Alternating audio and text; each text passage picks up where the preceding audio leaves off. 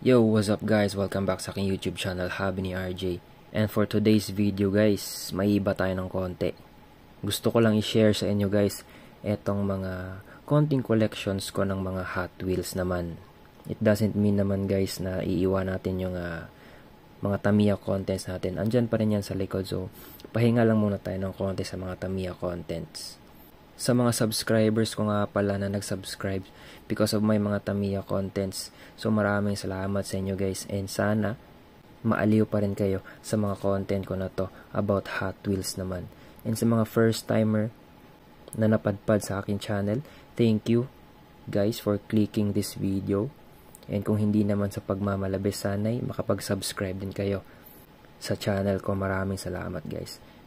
So let's take a closer look for my first featured Hot Wheels car.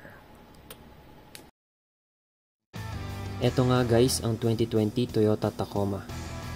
From the Hot Wheels series Badja Blazers, car number 4 out of 10. Meron itong black plastic na hood scoof, tinted black windshield assembly with sunroof, pero hindi naman ganon ka-dark kasi nakikita pa rin yung interior sa loob.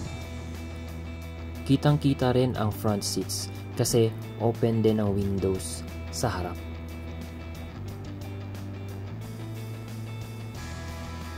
It has painted grab handles, taillights, 4x4 badge, and Tacoma badge.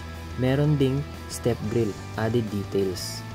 Painted din ang headlights, Toyota badge, at ang fog lamp sa ilalim ng headlight.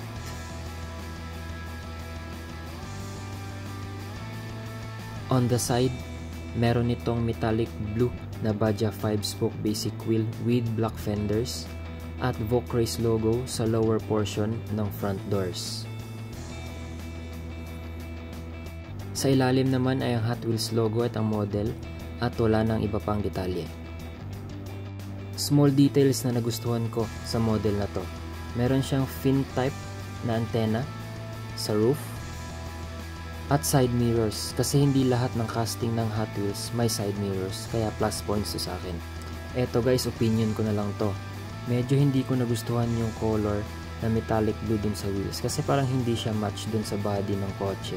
So I prefer black, chrome, or a gray for this kind of paint.